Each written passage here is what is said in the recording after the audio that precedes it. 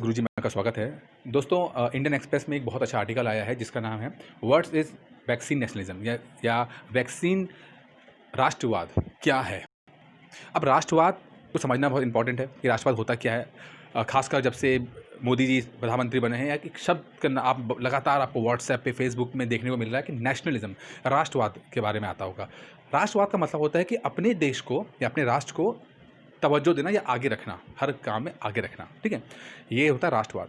लेकिन कभी-कभी ये बहुत ही नेगेटिव हो जाता है जब आप ये कहते हो कि नहीं सिर्फ़ मेरा राष्ट्र ही सबसे अच्छा है, सबसे आगे होना चाहिए, बाकी राष्ट्र आगे नहीं होने चाहिए। तो वो हो जाता है आपका फिर वो अंधभक्ति हो जाती है या एक्सट्रीम नेशनलिज़्म आ जाता है इसके अंदर, ठीक है? तो खैर ये तो एक बड़ा हिस्टोरिकल पॉइंट ऑफ व्यू रहता है कि क्या राष्ट्रवाद होता है। इसको हम वर्ल्ड हिस्ट्री में जब पढ़ते हैं तो इसको ढंग से डील करेंगे। लेकिन इस आर्टिकल में वैक्सीन नेशनलिज्म जो उन्होंने वर्ड यूज़ किया है, इसको जानना ज़रूरी है कि ये वैक्सीन नेशनलिज्म होता क्या है।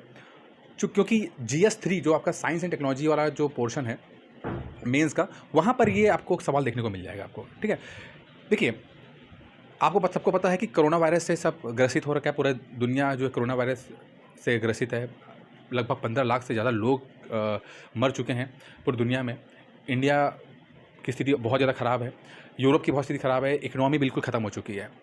अच्छा, अब बहुत से कंपनीज़, चाहे वो नेशनल कंपनीज़ हो, चाहे सरकारी कंपनी हो, चाहे प्राइवेट कंपनियाँ हो, वैक्सीन बनाने की होड़ में हैं कि वैक्सीन कौन बना पाता है। अभी तक जब तक ये वीडियो बन रहा है वैक्सीन नहीं बनाई गई है, बट कम से कम 8-10 कुछ ऐसी कंपनियाँ हैं या यूनिवर्सिटीज़ भी कह सकते हैं इसके अंदर, जो वैक्सीन को एक स्टेज पे ले आए हैं जहाँ पर वहाँ पर ह्यूमन ट्रायल स्टार्ट हो चुका है। मैं ऑलरेडी एक वीडियो बना चुका हूँ जिसमें मैंने बताया था कि रशिया ने क्लेम किया है कि उन्होंने वैक्सीन बना दी है, बट अभी वो क्लेम पूरा पुख्ता नहीं, WHO ने इसको रिकमेंड नहीं किया है क्योंकि इसमें बहुत सारा डेटा अभी रिपोर्ट अगर आना बाकी है, ठीक है?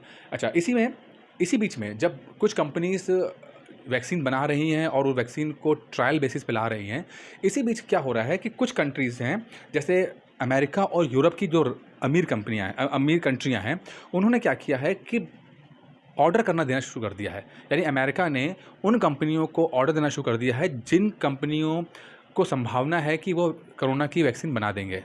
यानी कि 8-10 कंपनियां अगर मान लेते हैं, 8-10 कंपनियां जो हैं वो अपना प्रोडक्ट लेकर आ रही है, वैक्सीन लेकर आ रही हैं, तो अमेरिका ने और यूरोप की कई कंट्रीज़ ने उनको ऑलरेडी ऑर्डर दे दिया है, पैसा दे दिया है कि भैया आपकी जब वैक्सीन अगर बन जाएगी, सफल हो जाएगी, तो आपको हम जो ऑर्डर दे रहे हैं, यानी कि सबसे पहले जो आप प्रोडक्शन करोगे वो हमारे देश वासियों के लिए होगा, यानी कि आप हमें दोगे।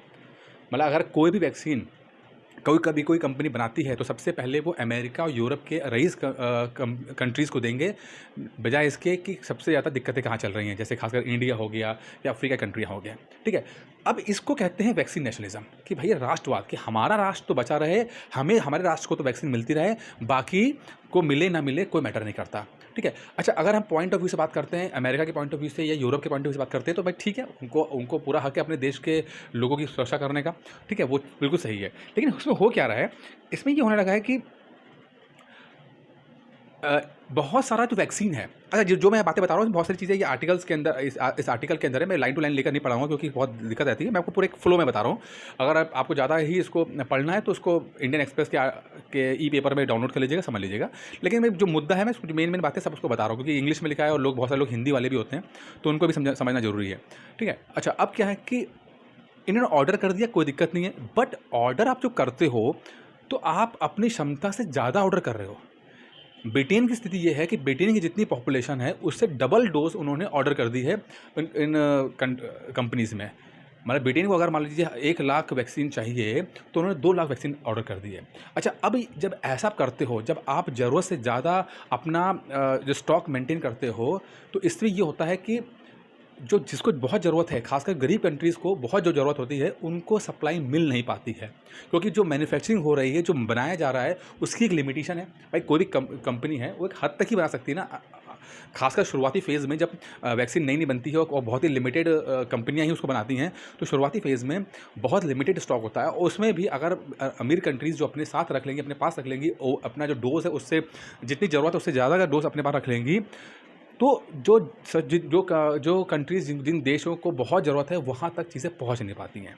इसका एक अच्छा ऐसा नहीं कि पहली बार ऐसा हुआ है कि ये नेशनलिज्म देखने को मिल रहा है, वैक्सीन नेशनलिज्म देखने को मिल रहा है। अगर हम बात करते हैं एचआईवी की, देखिए 1990 के दशक में एड्स के वैक्सीन बन चुकी थी, लेकिन लगभग 10 से 15 साल हो गए वो अफ्रीका पहुंच ही नहीं पाई, जहां पर सबसे ज़्यादा एड्स के केसेस हैं वहां पहुंच ही नहीं पाई, क्योंकि यूरोप की बहुत सारे कंट्रीज़ ने ऑलरेडी स्टॉक अपने पास रख लिया था। मतलब उन्होंने पहले ही ऑर्डर दे देकर एड्स की वैक्सीन का अपने पास रख लिया था। उनके देश में अभी भले ही वो महामारी नहीं बन के उभरी है या उतना लेवल का चीज़ें नहीं आई हैं, बट प्रिकॉशन के रूप में उन्हें अपने पास रख लिया। और इसका कारण ये हुआ कि अफ्रीका में टाइम पे वैक्सीन नहीं पहुंच पाई, लगभग 10-15 साल उन वैक्सीन नहीं पहुंच पाई, इससे लाखों लोग मरे इसके अंदर। अच्छा, मरे तो मरे, तो वो तो ठीक है, मरना एक तो बहुत ही बुरी चीज़ है, मरना ही एक बुरी चीज़ नहीं है। जो ये हरकतें करते हैं, जो आप स्टॉक अपने पास रख लेते हो और जहाँ पर ये वैक्सीन, जहाँ पर ये वायरस फैला हो वहाँ पर चीज़ें नहीं पहुँच पाती हैं, इससे ये होता है कि जो वायरस का सर्कल है वो कभी भी टूट नहीं पाता है। भाई वैक्सीन आपने बना के अपने पास तो रख ली, बट वायरस कहीं ना कहीं तो सर्कुलेट हो रहा है ना। अब आपने जैसे देखा कि चाइना के छोटे से शहर वुहान के एक मछली मार्केट से एक वायरस निकल के पूरी दुनिया में छा जाता है। तो समझ लीजिए कि अगर अफ्रीका या इंडिया या ऐसे गरीब कंट्रीज़ में अगर वायरस मौजूद रहेगा तो उसमें संभावना बनी रहेगी कि हो सकता है कि इन फ्यूचर में वो फिर से कोरोना वायरस फैल जाए, जैसे कि चाइना के माध्यम से फैला था। तो आप सिर्फ अपने पास ही वैक्सीन रख ले रहे हो, इससे ये नहीं होता कि आपने पूरी दुनिया अपना प्रिकॉशन कर लिया। आपकी सुरक्षा तभी तक है जब पूरी दुनिया की सुरक्षा है। आप दुनिया की सुरक्षा में आपकी सुरक्षा है। आप सिर्फ बना के अपने पास रख लो और ये उम्मीद करो कि वायरस ख़त्म हो जाएगा, तो नहीं ख़त्म होगा। इन चीज़ों को जड़ से ख़त्म करना पड़ता है, इन चीज़ों का साइकिल जो है वो तोड़ना पड़ता है, तब जाके ये चीज़ें ख़त्म होती हैं। लेकिन आपने तो बना के रख लिए, ठीक है। तो ये चीज़ें चल रही हैं इसमें कि पहले से ऑर्डर दिया जा रहा है, जहाँ पर ज़रूरत से ज़्यादा स्टॉक किया जा रहा है, और यहाँ तक कि जहाँ बहुत ज़्यादा ज़रूरत है वहाँ हो सकता है कि इन फ्यूचर में खासकर 1 साल, 1.5 साल, 2 साल उन देशों तक चीज़ें पहुँच ही ना पाएँ, वैक्सीन पहुँच ही ना पाए जहाँ पर सबसे ज़्यादा ज़रूरत है। और उसमें हो सकता है इंडिया भी, अगर इंडिया की कंपनी ने वैक्सीन नहीं बना पाई तो संभावना है कि इंडिया को भी ये सब दिक्कत देखने को मिलेगी, झेलने को मिलेगी, ठीक है। अब इस बीच में WHO क्या कर रहा है ये समझना चाहिए। देखिए WHO ने कोशिश कर रहा है कि इसने एक कोवैक्स नाम का एक प्रोजेक्ट चलाया है, कोवैक्स, COVAX, कोवैक्स, कोविड। इसमें एक उसने प्लेटफॉर्म तैयार किया है, एक मतलब एक सॉफ्टवेयर तैयार किया है जिसमें जो वैक्सीन बन रही है उसका डेवलपमेंट स्टेज देखा जाता है, उसको देखा जा रहा है कि वो किस स्टेज तक पहुंच चुकी है, उसको कितनी फ़ंड की ज़रूरत है, या उस चीज़ का अगर वो बन जाती है तो उसका मैन्युफैक्चरिंग कैसे होगी, अगर वो मैन्युफैक्चरिंग हो जाएगी तो डिस्ट्रीब्यूशन कैसे होगा, क्या गरीब कंट्री को भी उतना ही वैक्सीन मिलेगी जितने की अमीर कंट्री को मिलेगी। तो इस तरह की चीज़ें देखने के लिए WHO ने कोवैक्स नाम का प्रोजेक्ट चलाया है, जो कि बहुत ही अच्छा है। और वो इस बात को डिसाइड करता है कि अगर कोई कंपनी अगर अपना वैक्सीन बना रहा है और उसको संभावना है तो उसको पूरा फंडिंग सपोर्ट किया जाए, फंड दिया जाए, उसको बाकी टेक्निकल सपोर्ट दिया जाए, ठीक है। साथ में जब वो बन जाए तो उसकी डिस्ट्रीब्यूशन पूरी दुनिया में होनी चाहिए। ये WHO ने एक कोशिश की आ रही है, लेकिन WHO बोलता है कि इस काम के लिए उसे पूरी दुनिया की कंट्रीज से हेल्प चाहिए, फाइनेंशियल हेल्प चाहिए। WHO ने कहा है कि हमें लगभग $100 बिलियन की ज़रूरत है, हमें $100 बिलियन चाहिए, तब जाके ये प्रोजेक्ट बन सकता है। लेकिन हमारे पास अभी भी $10 बिलियन से ज़्यादा पैसा हमारे पास आया नहीं है, सिर्फ मात्र 10% पैसा आया है।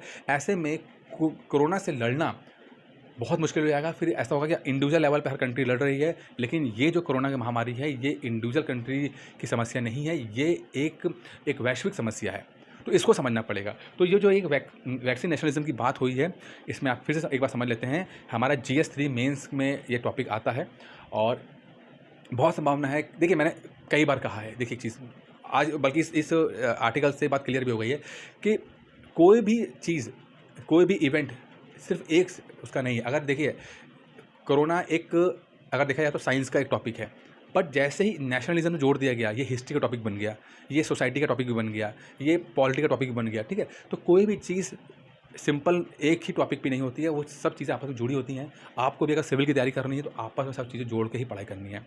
दोस्तों इस वीडियो में इतना ही था, उम्मीद करता हूँ वीडियो पसंद आया होगा। धन्यवाद।